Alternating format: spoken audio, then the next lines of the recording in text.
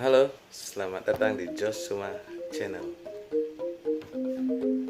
Sekarang saya ingin berbagi tips tentang bagaimana menghindari investasi bodong.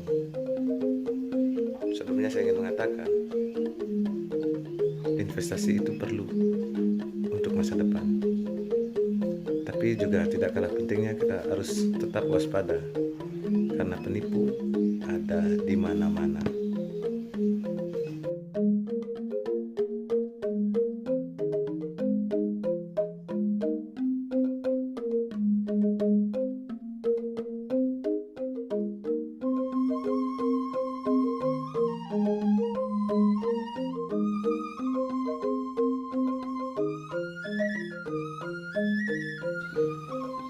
Sedikitnya ada 5 cara untuk kita mengenali investasi yang berindikasi bodong. Cara yang pertama, lihat legalitasnya. Dengan kita lihat keabsahan legalitasnya, kita jadi tahu apakah investasi yang ditawarkan itu sudah berizin dan diawasi oleh pihak yang berwenang mengawasinya. Contohnya, industri keuangan seperti pasar modal, perbankan, asuransi, dan industri non keuangan dan bank lainnya. Pengawasannya ada di Otoritas Jasa Keuangan. Contoh lainnya, perdagangan berjangka dan komoditi, pengawasannya ada di Bapepti. Pentingnya kita tahu keabsahan legalitasnya adalah di saat nanti bila mana terjadi suatu permasalahan terhadap investasi yang kita ikuti,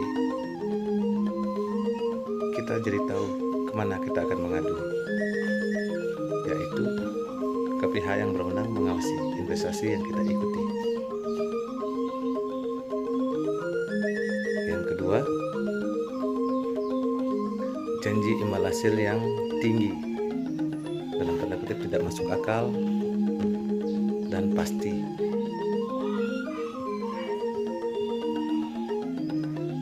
Harus kita sadari bersama, semua investasi itu selalu mengandung risiko masing-masing. Dan apa yang kita harapkan untuk kita dapatkan di dalam investasi yang kita ikuti itu sifatnya expected rate, artinya harapan keuntungan. Karena namanya juga baru harapan, jadi tidak kepastian. Yang ketiga, transparansi risiko. Seperti yang baru saya jelaskan tadi, semua investasi itu mengandung risiko. Jadi kita wajib tahu di awal sebelum kita mengikuti investasi yang ditawarkan. Kita wajib tahu risiko yang muncul oleh investasi tersebut. Dengan begitu kita bisa mengukur diri kita sendiri, apakah mampu menanggung risiko yang mungkin akan terjadi, dan itu akan bisa menjadi acuan untuk kita ikut atau tidak investasi tersebut. Yang keempat, underlying aset yang jelas. Hal ini penting karena dengan begitu kita tahu di mana dana yang kita investasikan untuk mereka tanamkan di dalam usaha untuk mendapatkan keuntungan.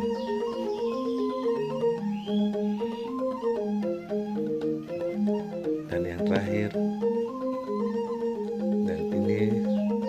ini sering terjadi di masyarakat, yaitu investasi yang mengharuskan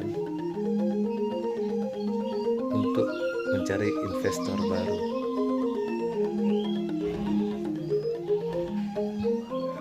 Hal ini identik dengan skema Ponzi, di mana di dalam skema Ponzi tersebut investor yang baru masuk diharuskan untuk mendapatkan investor lainnya, investor baru, untuk mendapatkan keuntungan yang dijanjikan. Jika tidak begitu,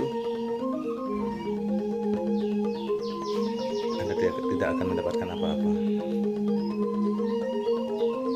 Nah, jadi yang paling mendapatkan untung dari skema Ponzi ini adalah investor di awal.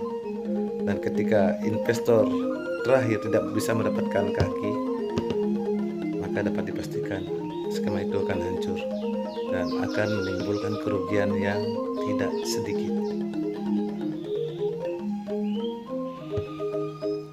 Demikian kawan-kawan,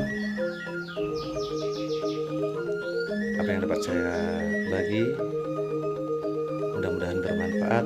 Namun jangan takut untuk berinvestasi, yang penting kita jeli.